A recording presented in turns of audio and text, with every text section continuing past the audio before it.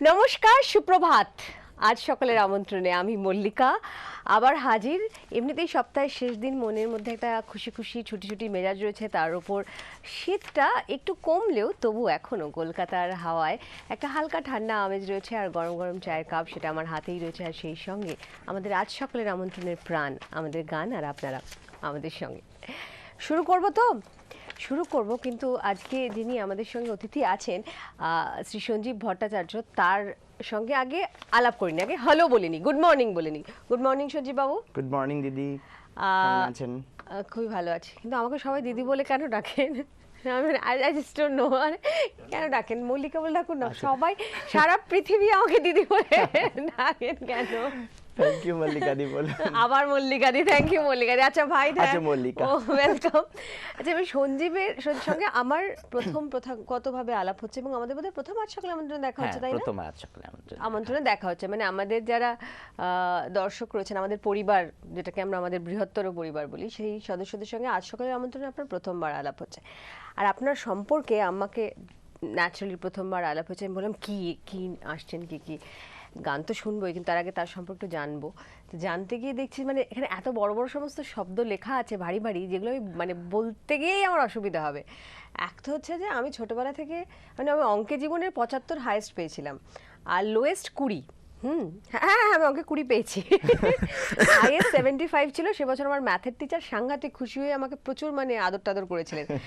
আর physics আমার মাথায় ঢুকতো না। কেমিস্ট্রি আমি ঠিক ওই 1 2 3 4 5 নম্বরটা আমাকে যে প্রশ্নটা করা হবে তার আনসারটা মুখস্থ করে রাখতাম। তো যেদিনকে 1 নম্বর ফেল করতো সেদিনকে 5 নম্বরে মার আর কি।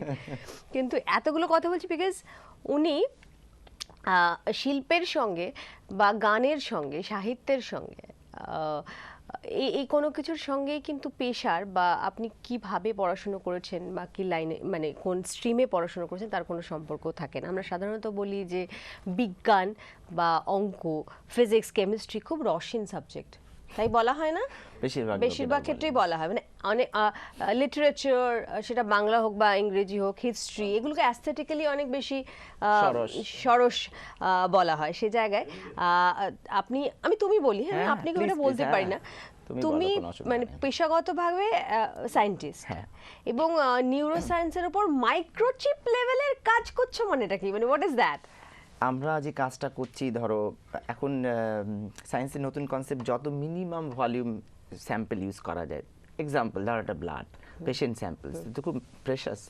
এবার যদি কারোর 1 মিলিলিটার ব্লাড লাগে, সেটাকে যদি আমরা নামিয়ে তার 1/1000 ভাগ, লাইক 1 মাইক্রোলিটার করতে পারি, মানে একটা জাস্ট ড্রপ বলতে পারি, ছোট্ট ড্রপ। তো তাতে কি হচ্ছে, পেশেন্টের থেকে এটা কম লাগছে স্যাম্পল, প্লাস তার প্রেসিশনস বেশি হচ্ছে, এবং সেটা আমরা কি করে ডায়াগনোস করতে পারি এবং থেরাপিতে ইউজ করতে পারি, প্লাস কিছু মেকানিজম স্টাডি। খুবই বুদ্ধিমানের মতন আমি সব বুঝতে পারছি টাইপের মাথা নাড়ছি, কিন্তু আসলে এটা সেই ভাষা, যে ভাষাটা আমি জানি না।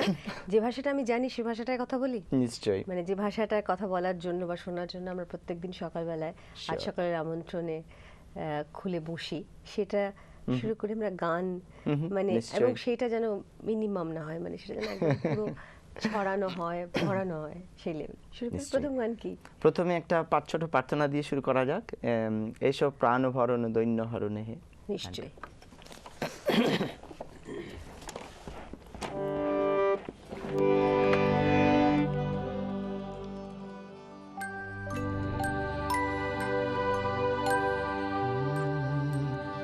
এসো প্রাণ ভরণ দৈন্য হরণ হে, এসো প্রাণ ভরণ দৈন্য হরণ হে, বিশ্বভুব পরম শরণ হে, এসো প্রাণ ভরণ হরণ হে।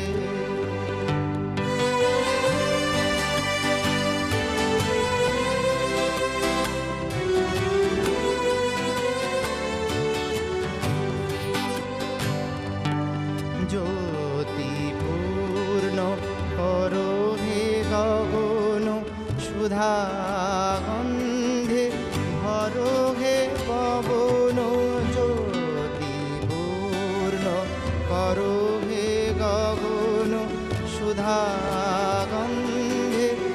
করো হে পবন গড় চিত্ত ভবন শান্তি সদন দুঃখ বিঘ্ন তরণ হে এসো প্রাণ হরণ দৈন্য হরণ হে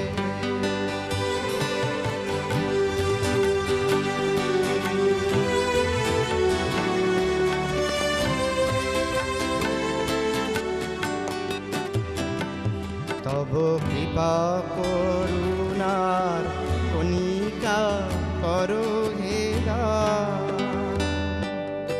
অন্তর অক্ষয় সুখে চির সম্পদ প্রেম সিন্ধু হৃদয়ানন্দে চলুক বহিয়া ছন্দে ছন্দে প্রেম সিন্ধু হৃদয়ানন্দে চলুক বহিয়া ছন্দে ছন্দে হোক জীবন ধন্য এসো আনন্দ বাড়াও শান্ত চরণ হে। এসো প্রাণ ভরণ দৈন্য ভরণ হে বিশ্বভুব পরম শরণ হে এসো প্রাণ ভরণ দৈন্য ভরণ হে।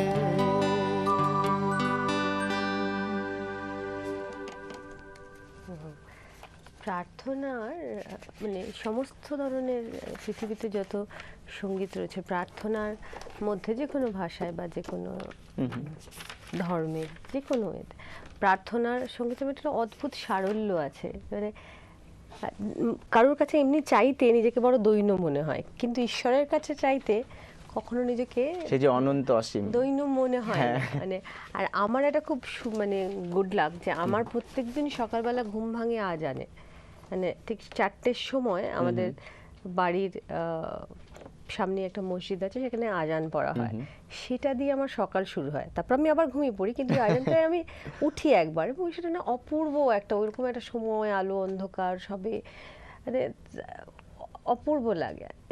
মানে একটা কি বলবো ভাষাতীত অবস্থা যেখানে মানে এথেরিয়াল একটা হ্যাঁ একটা ফিলিং, অদ্ভুত একটা। দেখ এই মেজাজটাতেই আমরা আরেকটা গানে ঢুকি, সেটাও এক ধরনের প্রার্থনা বলা যায়, সেটা হচ্ছে নজরুল গীতি গোঠের রাখাল বলে দেবে কোথায় বৃন্দাবন।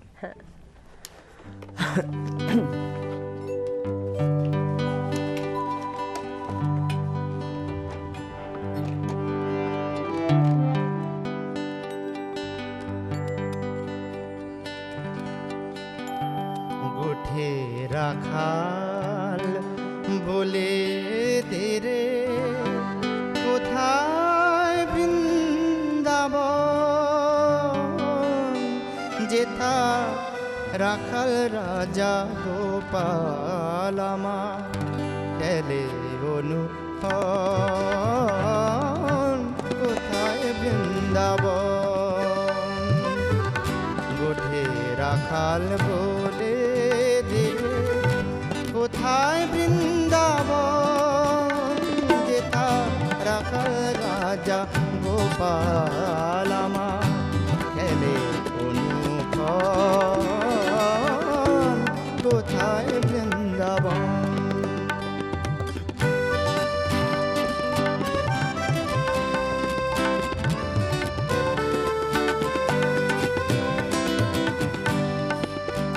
যেথা দিনে রাতে মিলন রাশে চা ঘাসের চাঁদের পাশে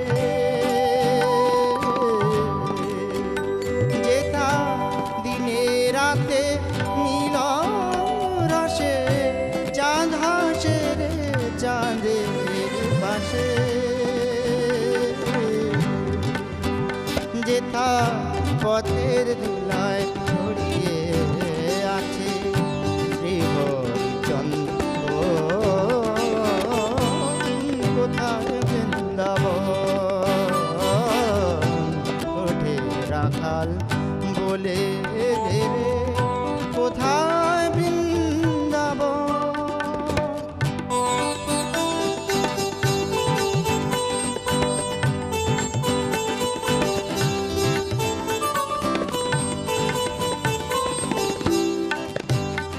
যেথা কৃষ্ণ নামে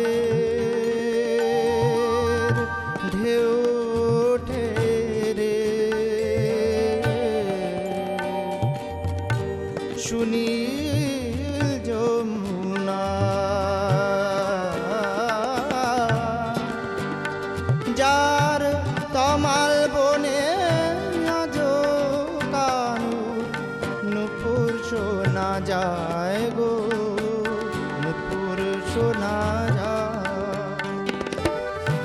আজো জাগার কদম ডালে বেনু বাজে সাত সকালে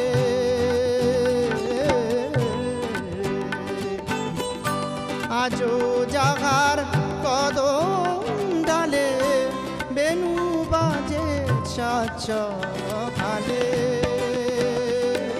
দেখা নিত্য লীলা করে নামা মদন কোথায় বৃন্দাবন নিত্য লীলা করে নামা মদন কোথায় বৃন্দাবন ওঠে রাখাল বলে ধীরে কোথায় বৃন্দাবন যেতা রাখা রাজা গোপাল আমার এলে অনু কোথায় বৃন্দাবন এলে অনু কোথায় বৃন্দাবন এলে অনু কোথায় বৃন্দাবন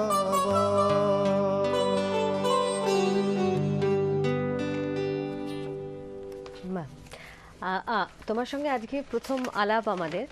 আমার খুব বলতে ইচ্ছে হচ্ছে যে আমার তারার সঙ্গে একটা দীর্ঘ অ্যাসোসিয়েশন অনেক বছর, এবং সম্ভবত আমার একেবারেই কর্মজগতে মানে অভিনয় জগতের আসা প্ল্যাটফর্মটাও তারা ছিল, এবং আমার প্রথম 3টে সিরিয়াল আমি তারাতে, তখন তারা সিরিয়াল করতো, এবং তারপর আমার প্রথম অ্যাঙ্কারিং সেটাও তারাতেই শুরু হয়।